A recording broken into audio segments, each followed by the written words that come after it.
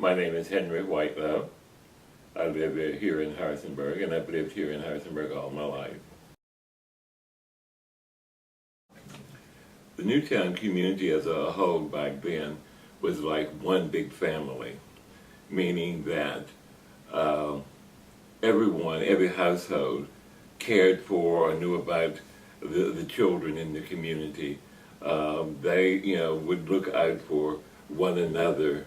If something happened with a family, then the whole community was there to provide support and help during that period of crisis or whatever it may be.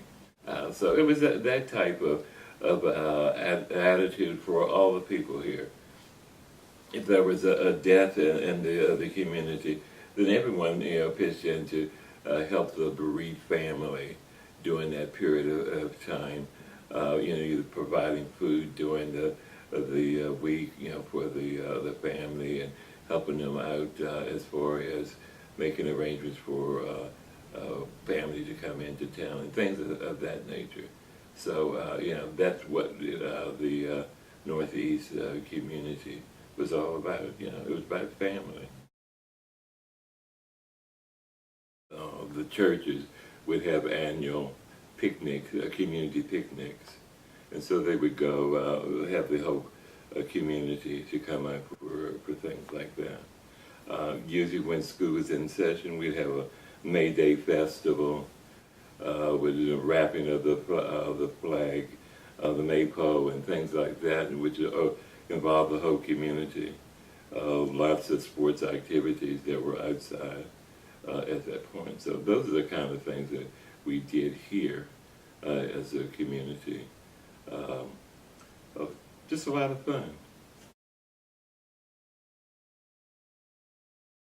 To come in and just say, we're going to take your house and we're going to renovate the street and things like this. And we were thinking at that time that they were going to put up houses, homes. Where my grandmother's house was, and is the 7-Eleven and the AutoZone. So it was those places. The big hotel complex that's across the street from there. A lot of my best friends' parents were living there. Right there on the corner of Mason and the Gate Street, there used to be Raz's taxi cab station. He was an elderly man, drove taxis all over the city.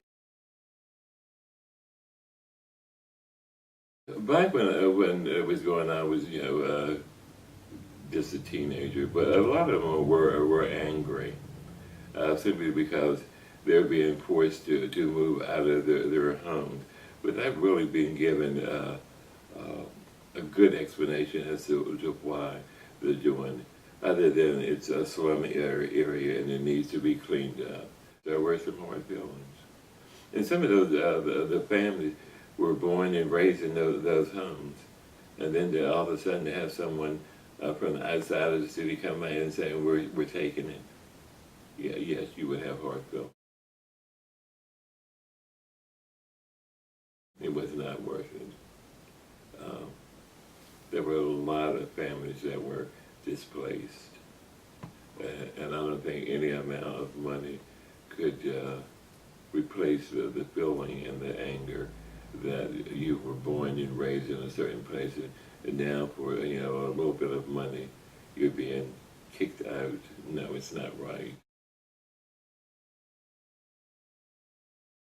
It wasn't a problem for us. I guess the problem was that we were limited to going down to downtown to do various things, like a movie theater. You can go in the front door, but you couldn't sit with the whites. You had to go upstairs to the balcony to sit. You had colored bathroom, and so you had to use that. Or you couldn't go to, say, a store, Woolworth. They had a counter there that you could go eat. You could go and order something and stand to get it, but you couldn't eat it in there. It was things like that that was really unbelievable.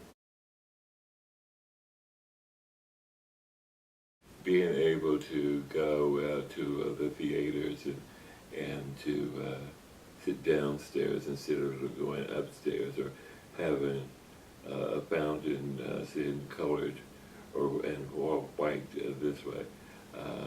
That was disgusting to me. Even when I finished Sims and I called James Madison, which at that time was called Madison College, to ask if they were accepting black students, and my answer was no. They were not at that time.